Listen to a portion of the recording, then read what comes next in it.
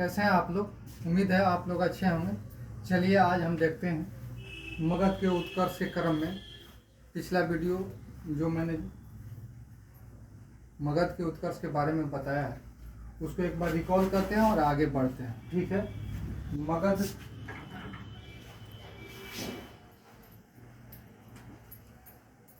का उत्कर्ष।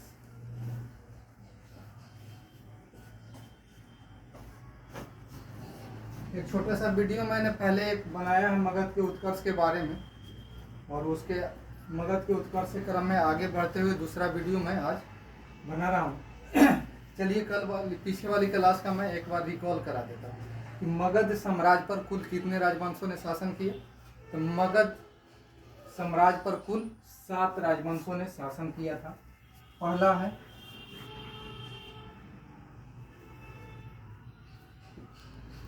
हर्यक वंश।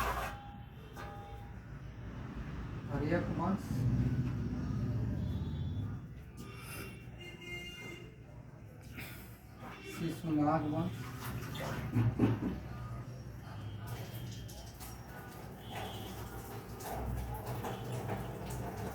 नंद वंश।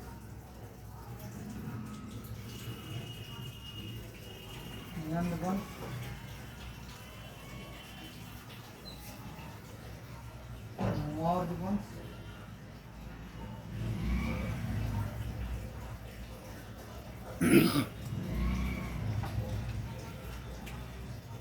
शुंग वंश।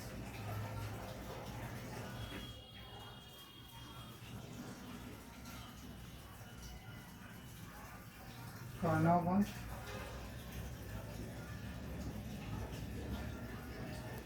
और 7वां है सातवाहन।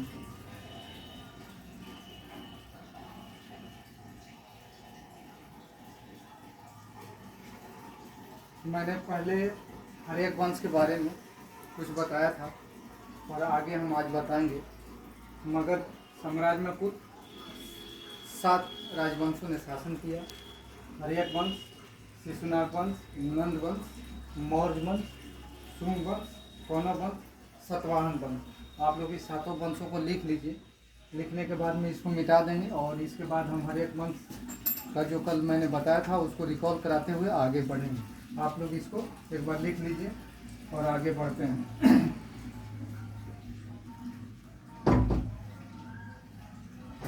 आप लोग लिख लिए होंगे, हम इसको मिटाते हैं और आगे बढ़ते हैं।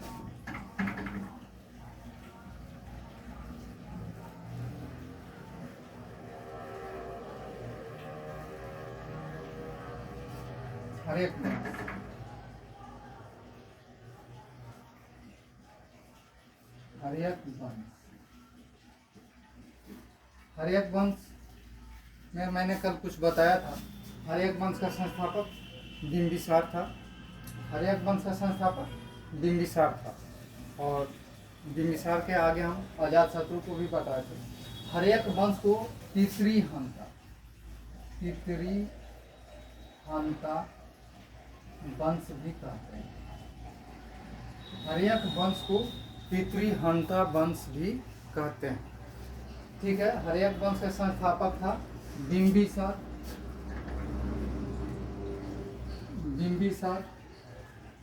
जिसका उपनाम श्रेणिक था। क्या? श्रेणिक। बिंबिसार का उपनाम क्या है? श्रेणिक है। बिंबिसार का पिता का नाम भटिय और माता बिंबी थी। बिंबिसार के पिता कौन है? भटिय और माता बिंबी थी और इनका पुत्र का नाम था अजातशत्रु। बिंबिसार का जन्म 558 बीसी में हुआ था। बिंबिसार का जन्म कब हुआ? 558 बीसी में। बिंबिसार गद्दी पर कब बैठा? तो 543 बीसी में। बिंबिसार गद्दी पर कब बैठा? 543 बीसी में। और बिंबिसार की मृत्यु कब हो गई? 491 बीसी में। चालू हो गया। बिंबिसार के बारे में बता रहे थे। बिंबिसार का उपनाम श्रेणिक है। इनका जन्म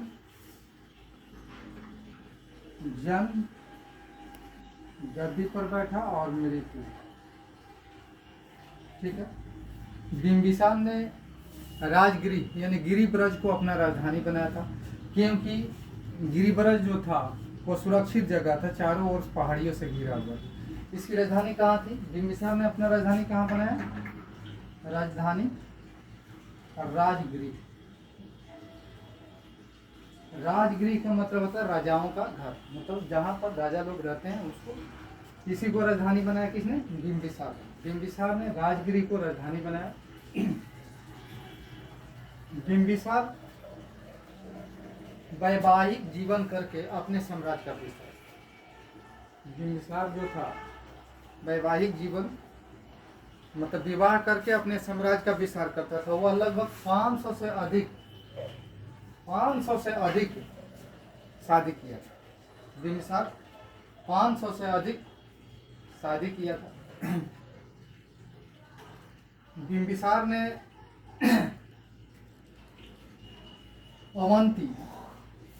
अवंती जो मध्य प्रदेश में, अवंती के राजा क्रुद्धोत की सेवा में राजवैद्य जीवक को भेजा। अवंती के राजा क्रुद्धोत की सेवा में राजवैद्य जीवक को भेजा, क्योंकि राजा क्रुद्धोत बीमार चल रहे थे और वहाँ अवंती का जो राजवैद्य लोग था वो बोला कि अब ठीक होने वाले नहीं हैं। इस बात को जब सुना बिंबिसार तो अपने राजवैद्य को उनके यहाँ भेजा और जीवक वहाँ गए, राजा क्रुद्धोत का इलाज किए और ठीक भी हो गए। और ठीक हो जाने के बाद राजा क्रुद्धोत ने बिंबिसार को अपना राजा मान लिया, मतलब उनके अंदर चले आए। यानी कि मगध साम्राज्य का विस्तार कहाँ तक हो गया? अवंती तक। उस समय अवंती का राजा कौन था? क्रुद्धोत। अब बिंबिसार ने जीवक को बौद्ध की सेवा में भी भेजा, बुद्ध की सेवा में भी भेजे थे। और अवंती के राजा क्रुद्धोत की सेवा में। बिंबिसार बौद्ध एवं जैन दोनों धर्मों को मानता था। बिंबिसार की मृत्यु कैसे हुई? तो इसका पुत्र ने हत्या कर दी। इसका पुत्र का नाम क्या है? इसका पुत्र का नाम अजातशत्रु। इसका पुत्र का नाम क्या है? अजातशत्रु ने अपने पिता बिंबिसार की हत्या कर दी। ठीक है, इसको मिटा देते हैं, इसके बाद आगे लिखते हैं और अजातशत्रु के बारे में कुछ जानते हैं। अजातशत्रु के बारे में जानते हैं और इसके आगे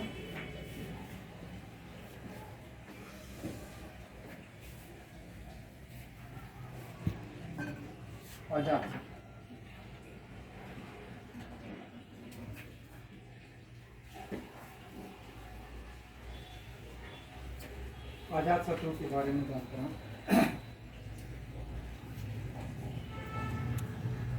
एक उपनाम था कुणी।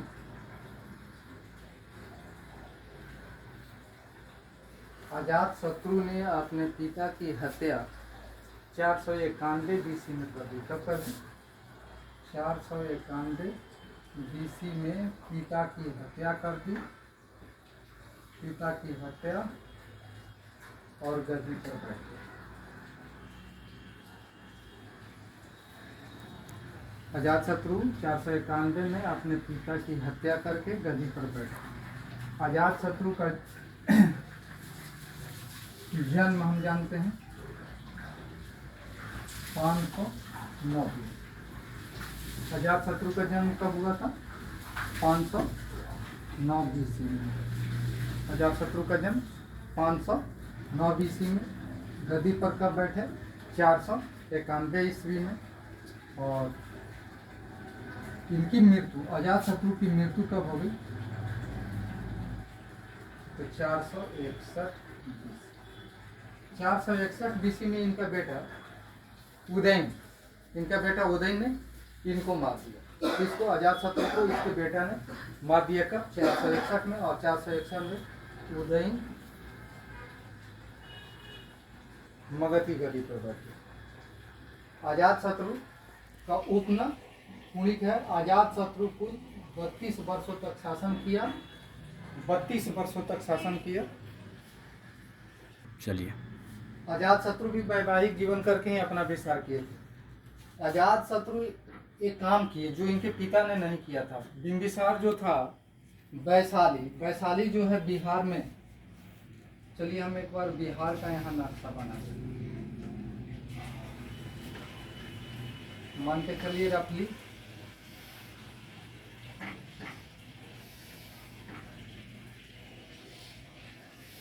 बिहार का नक्शा बना देते हैं। यहाँ जो था मगध था और यहाँ जो है वैशाली। बिंबिसार अजातशत्रु के जो पिता थे वैशाली को जीतना चाह रहे थे, पर वैशाली को जीत नहीं पाए। लेकिन अपने पिता के सपना को साकार किया उसका बेटा अजातशत्रु ने। अजातशत्रु ने वैशाली को जीता। वैशाली को जीतने के लिए अपने एक गुप्तचर था बरसाकर को वैशाली भेजा और वैशाली की सारी सूचनाओं को उसका गुप्तचर जो था बरसाकर वो किसको भेजता था? अजातशत्रु को। और अजातशत्रु ने वैशाली पर कब्जा की। अजातशत्रु भी अपनी राजधानी राजगिरी ही रख। राजधानी कहाँ रख? राजधानी राजगिरी ही रख। यानी उनकी पिता जहाँ राजधानी बनाए थे अजातशत्रु भी वैसे ही छोड़ दिए, पर अपने पिता के अधूरे सपने को पूरा किया अजातशत्रु ने। पिता का सपना था वैशाली को जीतना, पर जीत नहीं पाया। उसके बेटा अजातशत्रु ने वैशाली को जीतकर अपने पिता की सपना को पूरा किया। इस क्रम में इसको मिटाते हैं और आगे और अजातशत्रु जो था वैशाली को जीता और काशी को, किसको जीता? काशी को भी जीता। अजातशत्रु बौद्ध एवं जैन धर्म को मानता था। अजातशत्रु के शासनकाल में प्रथम बौद्ध संगीति हुई। अजातशत्रु के समय में प्रथम बौद्ध संगीति हुई थी और उसकी अध्यक्षता भी अजातशत्रु ने किया था। प्रथम बौद्ध संगीति कब हुई? प्रथम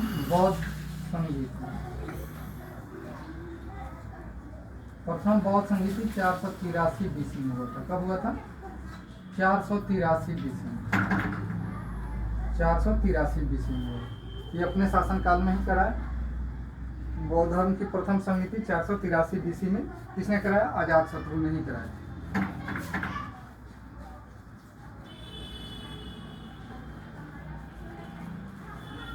अब चलते हैं उदयन की तरफ।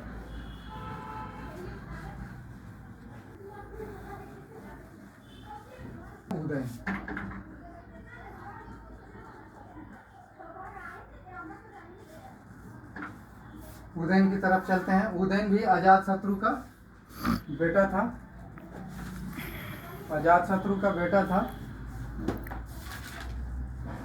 चलिए अब आगे इसी क्रम में बढ़ते हैं उदयन को। उदयन अजातशत्रु का बेटा था। उदयन ने अपनी राजधानी पाटलिपुत्र को बसाया एवं अपनी राजधानी बना दी। उदयन जो था पाटलिपुत्र को बसाया और अपनी राजधानी राजगीर से उठाकर कहाँ लेकर आ गया? पाटलिपुत्र। कहाँ लेकर आ गए? पाटलिपुत्र। उदयन पाटलिपुत्र। उदयन का बेटा का नाम था नागदशक। क्या था? नागदशक। उदयन के बेटा का नाम क्या था? नागदशक। नागदशक का एक मंत्री था शिशुनाग। नागदशक का मंत्री कौन था?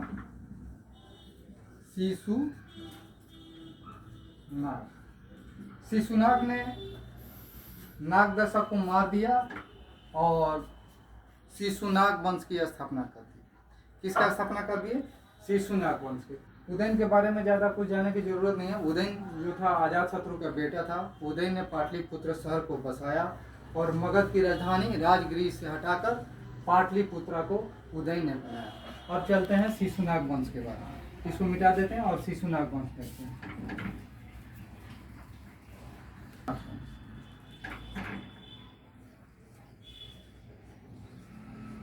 शिशुनाग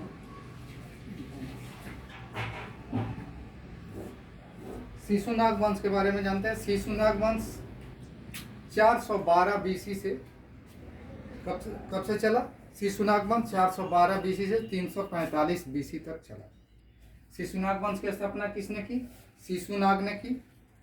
शिशुनाग ने अवंती को मगध में मिला दिया था। शिशुनाग ने अपने कार्यकाल में क्या किया? अवंती को मगध में मिला दिया। किसने? शिशुनाग ने। और शिशुनाग वंश 412 बीसी से 345 बीसी तक शिशुनाग वंश चला। 412 बीसी से 345 बीसी तक कौन सा वंश चला? शिशुनाग वंश चला। शिशुनाग का पुत्र था कालाशोक। इसका पुत्र कौन था? कालाशोक। शिशुनाग का पुत्र कौन था? कालाशोक।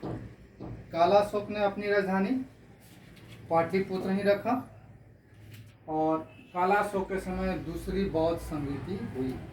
कालाशोक के समय में ही दूसरी, इसके समय में क्या हुआ?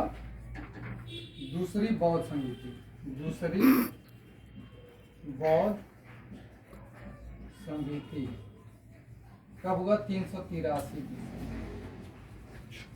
कब हुआ? 383 बीसी में दूसरी बौद्ध संगीति हुई। और शिशुनाग वंश का अंतिम शासक नंदीवर्धन था। अंतिम शासक कौन था? अंतिम शासक नंदीवर्धन। शिशुनाग वंश का अंतिम शासक कौन था? नंदीवर्धन। चलिए अब नंदीवर्धन को मार करके महापंत नंद वंश की स्थापना कर दी। अब पढ़ते हैं नंद वंश। कौन सा वंश? इसको मिटाते हैं, आप लोग देख लीजिए एक बार अच्छे से, और इसके बाद मिटाते हैं और चलते हैं नंद वंश की। नंद वंश।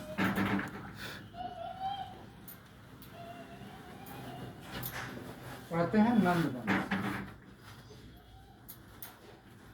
नंद वंश। नंद वंश कब से कब तक था? 344 बीसी से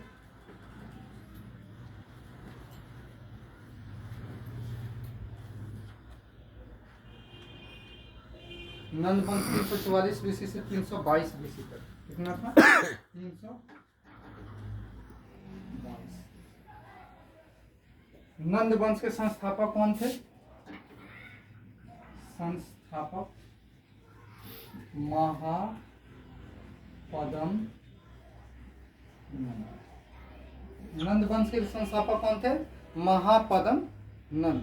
महापदम नंद ने एक राट की उपाधि हासिल की। महापदम नंद ने एक राट की उपाधि हासिल की और मगध का सबसे प्रथम राजा जो थे, जो एक राट की उपाधि, महापदम नंद ने एक राट की उपाधि हासिल की। महापदम नंद ने कलिंग को जीतकर मगध में मिला। महापदम नंद ने कलिंग को जीतकर मगध में मिलाया। किसको जीता? कलिंग। महापदम नंद ने कलिंग को जीता और मगध में मिला लिए। और महापदम नंद ने कलिंग में नहरों का निर्माण कराया। नहर का निर्माण कहाँ हुआ? कलिंग में नहर का निर्माण किसने कराया? महापदम नंद ने। नहर बनवाया किसने? पहली बार नहर महापदम नंद ने कलिंग में बनवाया था। अब कलिंग जो है वर्तमान नाम उड़ीसा, उत्कल, जो कि अभी उड़ीसा हो गया है। अब चलते हैं नंद वंश का अंतिम शासक। अंतिम शासक कौन था? घानानंद। घानानंद।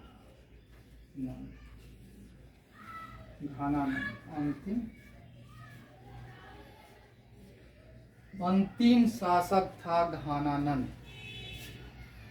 मगध बहुत विशाल हो चुका था। मगध इधर वैशाली, अवंती, कलिंग सब मिलकर के एक बहुत बड़ा, मगध का साम्राज्य बहुत बड़ा हो गया था। ठीक है ना? इसी दौर में, इसी समय में सिकंदर महान भारत को जीतना चाह रहा था। चलिए एक छोटा सा कहानी मैं सिकंदर के बारे में सुनाता हूँ। सिकंदर यूनान का रहने वाले थे। सिकंदर के पिता का नाम फिलिप था। सिकंदर का जन्म 356 बीसी में हुआ था। सिकंदर के पिता फिलिप मकदूनिया का शासक थे और सिकंदर विश्व विजेता बनना चाहता। सिकंदर जो था, सिकंदर महान के नाम से प्रसिद्ध है। सिकंदर को अलेक्जेंडर द ग्रेट कहा जाता है। सिकंदर महान को क्या कहा जाता है? ध्यानानंद को यहीं छोड़ देते हैं और चलते हैं सिकंदर महान की। सिकंदर महान, कैमरा इधर दिखाइएगा। सिकंदर महान, सिकंदर महान, अलेक्जेंडर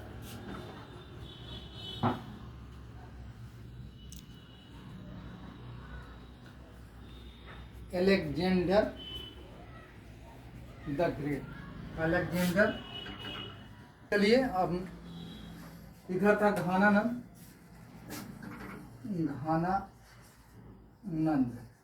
घानानंद मगध की गद्दी पर विराजमान है और इधर सिकंदर महान भारत पर आक्रमण करना चाह रहा है।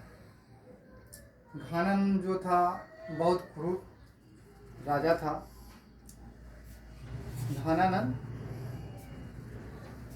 घानानंद का समय था 329 बीसी से 322।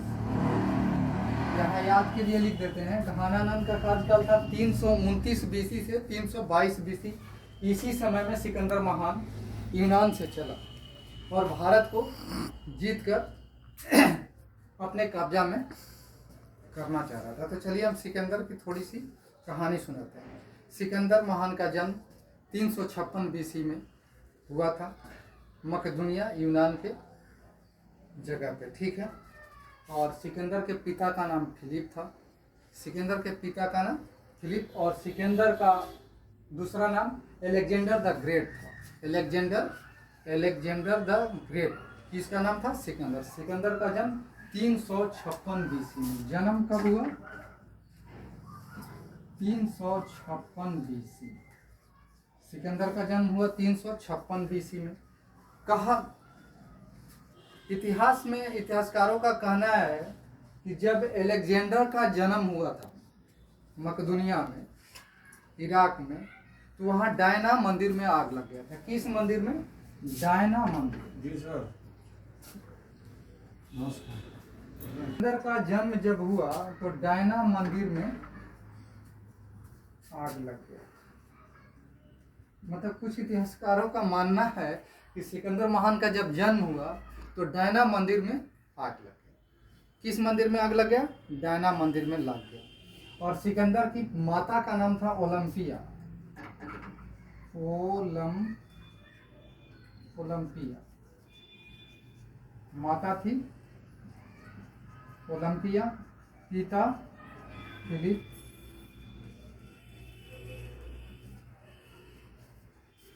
सिकंदर का जन्म 356 में हुआ और उसी दिन डायना मंदिर में आग लग गया। माता ओलंपिया थी और पिता तो फिलिप। सिकंदर मैसेडोनिया का शासक था। सिकंदर कहाँ का शासक था? मैसेडोनिया। सिकंदर कहाँ का शासक था? मैसेडोनिया का शासक था। सिकंदर के गुरु का नाम था अरस्तु। सिकंदर के गुरु का नाम अरस्तु। कौन थे? अरस्तु, सिकंदर के गुरु। सिकंदर के गुरु कौन थे? अरस्तु। सिकंदर जब भारत की ओर आया तो तक्षशिला में, इसको मिटा देते हैं, इसके बाद आगे लिखेंगे। तो शिक्षा के लिए उनके गुरु अरस्तु। गुरु कौन थे? अरस्तु।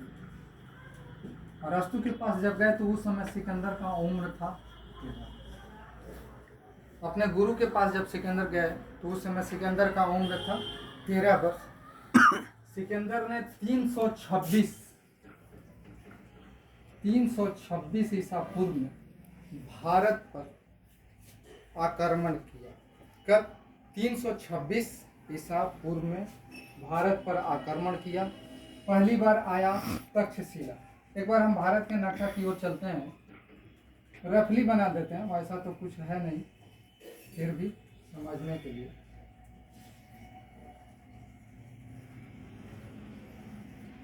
ठीक है, यहाँ तक्षशिला था।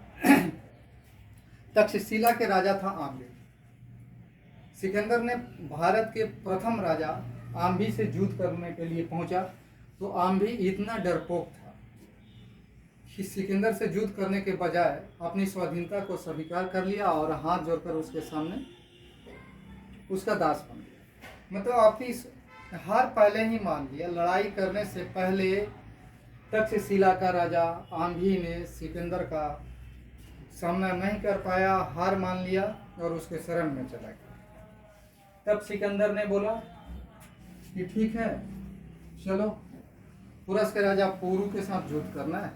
सिकंदर की सेनापति और राजा आम्भी आए पुरस में, और पुरस के राजा पुरु थे उस समय। बहुत छोटा सा राज था उस समय पुरस, और पुरस का राजा पुरस यानी पुरु थे। पुरुष बहुत साहसी और विद्वान राजा था। सिकंदर से हार नहीं माना। सिकंदर से हार नहीं माना। पुरस ने वीरतापूर्वक सिकंदर की सेना से लड़ी। लड़ाई हुई और लड़ाई में पुरस की हार। लड़ाई में पुरस की हार हो गई। पुरस को सिकंदर की सेना ने घसीटते हुए रोड पर सिकंदर के पास ले गया। सिकंदर के सामने ले गया तो सिकंदर बोला कि तुम मेरी स्वाधीनता स्वीकार कर लो, मैं तुम्हें फिर राजा बना दूंगा। बोला कि ऐसा हमें राज की कोई लालसा नहीं जिसमें मेरे मान सम्मान की हानि हो। हम कभी भी हार नहीं मान सकते। पर युद्ध में तो हार गया था, कुछ कर नहीं सकता था। सिकंदर बोला बहुत बहादुर है। सिकंदर बोला कि पुरस बहुत बहादुर है। पुरस को ले गया सिकंदर के पास। सिकंदर ने बोला कि बहुत बहादुर हो, तुम्हारी बहादुरी का तो हम जानते थे। सिकंदर बहुत खुश हुआ कि चलिए, हार तो गया पर हार नहीं मान। सिकंदर की पत्नी का नाम था रेक्सोना, बहुत सुंदर थी। रेक्सोना भी बहुत खुश हुई। पुरस की बहादुरी को देखकर रेक्सोना उसकी पत्नी बहुत खुश हुई। सिकंदर बोला यार, हम तो राजा बनने की लालसा से खुश हैं कि चलो हार गया, लेकिन तुम क्यों खुश? तो सिकंदर की पत्नी जो थी रेक्सोना, क्या नाम था? पत्नी का नाम था रेक्सोना। रेक्सोना सिकंदर की पत्नी थी। कौन थी? पत्नी बोली कि पुरु तो बहुत बहादुर है। बोला सिकंदर की लगता है इसके दाल में कुछ काला है। चलो ठीक है, तुरंत तुम पुरस को राखी बनो। रेक्सोना को क्या बोला? राखी बनवाते हैं। सोचिए कितने वर्षों पुराना रक्षाबंधन का त्यौहार है, जिसने सिकंदर अपनी पत्नी की डर से, पत्नी की सुरक्षा की डर से पुरस को राखी बनवा दिया कि पुरस रेक्सोना का भाई हो जाएगा, मेरे रिश्ते में साला हो जाएगा। राखी बनवा दिया। राखी बनवाने के बाद बोला कि चलो आगे हम चढ़ाई करते हैं। तब तक तक्षशिला में एक टीचर थे जिनका नाम था चाणक्य।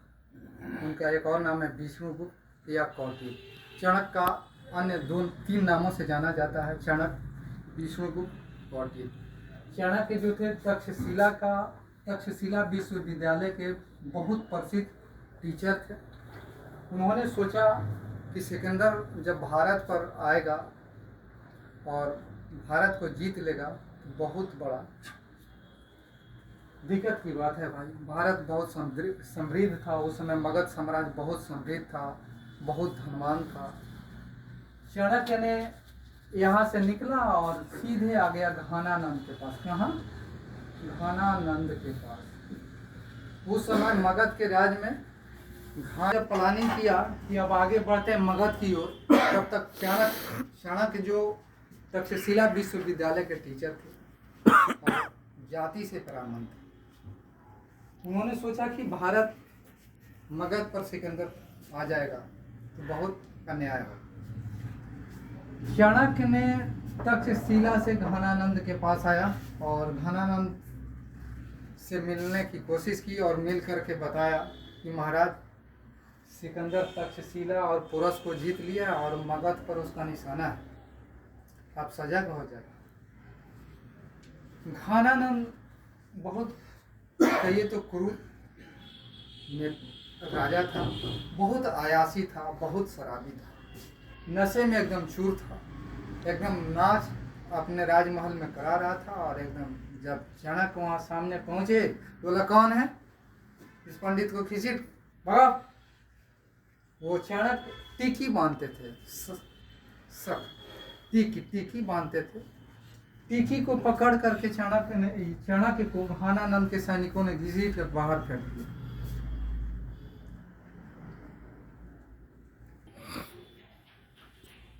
घानानंद ने चाणक्य को, विष्णुगुप्त को अपने राज दरबार से टीकी पकड़ के उसके जो सेना था सैनिक खींच के बाहर फेंक। इसके बाद उस समय 13 वर्ष का था चंद्रगुप्त मौर्य घानानंद के राज दरबार में। चंद्रगुप्त मौर्य ने चाणक्य को बचाया और चाणक्य ने चंद्रगुप्त मौर्य को अपने साथ लेकर वापस तक्षशिला में आने के बाद चाणक्य ने चंद्रगुप्त मौर्य को बताया कि सिकंदर मेरे सामने बहुत बड़ा रोड़ा है, इसको किसी तरह यहाँ से वापस भेजना है। चाणक्य बोले जब चंद्रगुप्त मौर्य बोला कि हम तो 13 साल का अबोध बालक हैं महाराज जी, ये राजा आम्भी या राजा पोरस जब हार गए तो हम क्या करेंगे, हम कौन खेत के मूल्य हैं, हमको क्या समझेगा सिकंदर। चाणक्य ने बोला धैर्य से रहो, कोई बात नहीं है, हम अकेले लड़ लेंगे लड़ाई। चाणक्य उसको शिक्षा दी और बताया कि सिकंदर की किसी भी एक फौज को किसी तरह मार देना। प्लानिंग बनाए और चंद्रगुप्त मौर्य ने ठीक वही काम किया कि नदी के किनारे एक सिपाही यानी सैनिक पानी पी रहा था, उसको इन्होंने मार करके उसकी वर्दी को चंद्रगुप्त मौर्य ने पहन लिया और चाणक्य के गुप्तचर के रूप में सिकंदर की सेना में प्रवेश कर दिया। 2 दिन रहा, इसके बाद शाम को आता था चाणक्य के पास। चाणक्य ने बोला कि क्या प्लानिंग है, तो बोला कि महाराज ये तो भारत पर चढ़ाई करने की प्लानिंग कर रहा है। सिकंदर बहुत सारा फौज लेके आया था, फौज में घोड़ा हाथी, इसका 2 सेनापति था, एक थल सेनापति था और एक जल सेनापति था। जल सेनापति का नाम था निर्याकस और थल सेनापति का नाम था सेल्यूकस निकेटर। तो बोले ठीक है। चाणक्य ने बताया चंद्रगुप्त मौर्य को एक काम करो, जितने फौज है के खाना में जहर मिला दो। उल्टा पुल्टा खाना में जहर मिलाना चंद्रगुप्त मौर्य ने शुरू किया और खाना खाने के जो खाता था, पहले का तो ऐसा जड़ी बूटी था, कोई दवा खिला दीजिए आंधर हो जाएगा, बहरा हो जाएगा, लंगड़ा हो जाएगा। खाना में उल्टा पुल्टा जहर चाणक्य ने मिलवाना शुरू कर दिया और सिकंदर की फौजों में अफवाह फैला दिया इधर चाणक्य ने कि भारत जो है देवी देवताओं की भूमि है, जो बुरी नज़र से देखेगा, उस पर अपना अधिकार जमाना चाहेगा, वो आंधा लंगड़ा लूल्हा हो जाए। जो नदी को पार करना चाहेगा, ब्यास नदी को, वो उसकी सेना बर्बाद हो जाए, आंधा हो जाएगा, लंगड़ा हो जाएगा। अफवाह फैला दिया। इधर चंद्रगुप्त मौर्य ने खाना में चुपके से जहर मिलाया करता था। हुई फौज जब चली भारत पर चढ़ाई करने के लिए 1 सप्ताह बाद, तो पता चला कि आधा से अधिक अंधा हो गया है, उसको जहर खाने से प्रकोप आ गया। हुआ एकदम भयावह, एकदम अफवाह फैल गया सिकंदर की सेना में कि भाई मगध जो है देवी देवताओं की भूमि है, जो भी उस पर कब्जा करेगा उसका हाल यही होगा। सिकंदर की आधा से अधिक सेना मर गई, कोई अंधा हो गया, कोई लंगड़ा हो गया। सिकंदर की जल सेनापति जो निर्याकस था बोला महाराज क्षमा कीजिए, अब हम अपनी बची हुई सेना को लेकर के चले यूनान, हमको युद्ध नहीं करना है। लेके चला गया और इसके बाद सिकंदर ने सेल्यूकस निकेटर को बोला कि चलिए फिर पीछे चलते हैं। सेल्यूकस निकेटर भी वापस जा रहा था तो सिकंदर 323 BC में बेबीलोन में पहुंचा तो मृत्यु हो। वापस जाते समय बेबीलोन में 323 BC में, कब 323 ईसा पूर्व में सिकंदर की मृत्यु हो गई। सिकंदर कुल 33 वर्षों तक जीवित रहा, बहुत महान था। सिकंदर का एक और नाम जो मैंने बताया अलेक्जेंडर द ग्रेट। ठीक है, ये कहानी तो हो गई। अब आगे हम जब पढ़ेंगे चंद्रगुप्त मौर्य तो फिर सेल्यूकस निकेटर को वापस लाएंगे। तब तक के लिए धन्यवाद।